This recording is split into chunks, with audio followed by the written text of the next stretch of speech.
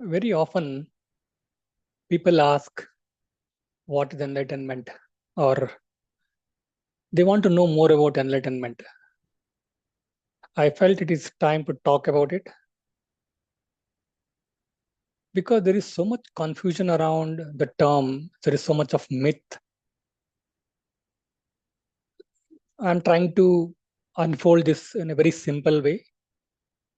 Many of us, at some point, begin a spiritual journey by doing a lot of things. Sometimes we travel to different countries, while others travel inwardly through books, teachings, philosophies.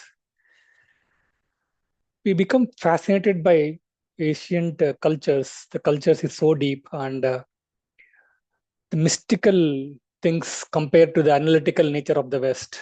And unknowingly, we try to associate enlightenment with something exotic and outwardly. We start believing it is rare or an extraordinary experience, something very far from our daily lives. Or sometimes we think that only few masters on mountain tops can attain this. But the truth is far simpler and far closer. I would I would say that enlightenment is not a mystical explosion of light, or it is not a trance, not an experience of floating above the world. I would term it is not an experience at all. Experience comes and goes, thoughts arise, fade, emotions swell and pass, it comes and goes. Sensations, perceptions, even relationships, they all change. But beneath all of this, something doesn't change. Something stays quietly present. That is our being. The silent awareness that knows every experience, yet it is untouched by any of them. And this is what I sometimes call the recognition. Right? It is not about achieving something new or trying to go somewhere. It is about recognizing something we have always known but overlooked, ignored, or forgotten. What we have forgotten, the simple fact that we are, that being is already present, always. The question is, why do we overlook that? Because we get captivated by the glamour of life or the movie of life, the stories, the drama, the narratives, the feelings, the roles we play. And we give so much attention to the content of experience and forget the screen on which it plays and which is always there. But the screen, our being, is always there, silent and undisturbed. Think of it this way: when we remove our clothes, not to become naked, but to reveal what was always underneath. In the same way, we can slowly let go of what we are not: thoughts, beliefs, identities, sensations. It is not to reject them, but to see what remains when they fall away. And what remains is not something new, it is not something mystical. It is simply our essential self, our own being. For most of us, this recognition doesn't happen easily. We return to our being, and then we get pulled into the noise of life. Of course, we also experience this recognition often, I would say, for some of us.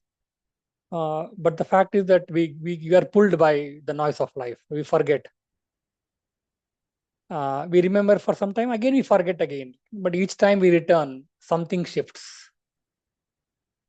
The pull of outside world weakens, and the quiet joy of simply being becomes stronger. In time, we don't just visit our being, we begin to live from it. We begin to get established in it. In fact, that is why all sadhanas help us to stay there and be there.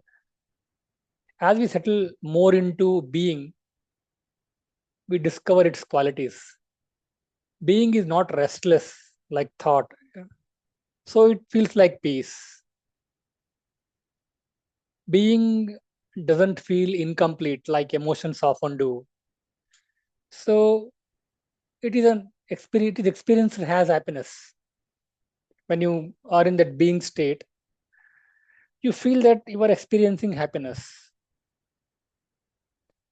The peace and happiness doesn't come from something outside. They are not caused by circumstances. They are simply the natural fragrance of our true nature, which is already there, which has already been there, and there is no effort required. It is just to remember and to recognize.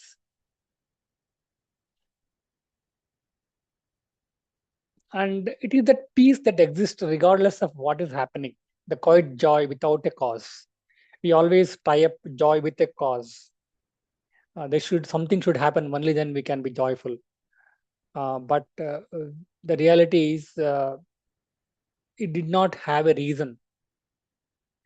And something more beautiful, I would say, is when we stay with our being, we begin to see it does not belong to us as individuals. It is not personal. It is the same thing that lives in every person, every animal, every tree, every grain of sand. And the beauty is share this being in others, and we call it love. When we feel that we are sharing this being in others, we call it love. We feel it in the nature and objects. We call it beauty. So enlightenment or awakening is not just about adding something to ourselves, but it's about removing that veil which covers that, where it hides what is already present. It is a return or a recognition of remembering what we never truly lost. It's already been there, and we don't recognize that. So I would invite you to pause and turn inward to see where you are already there. So next time when someone asks what is awakening, you can smile and say it's not about being something new. It's just about remembering what you are, and you've always been that.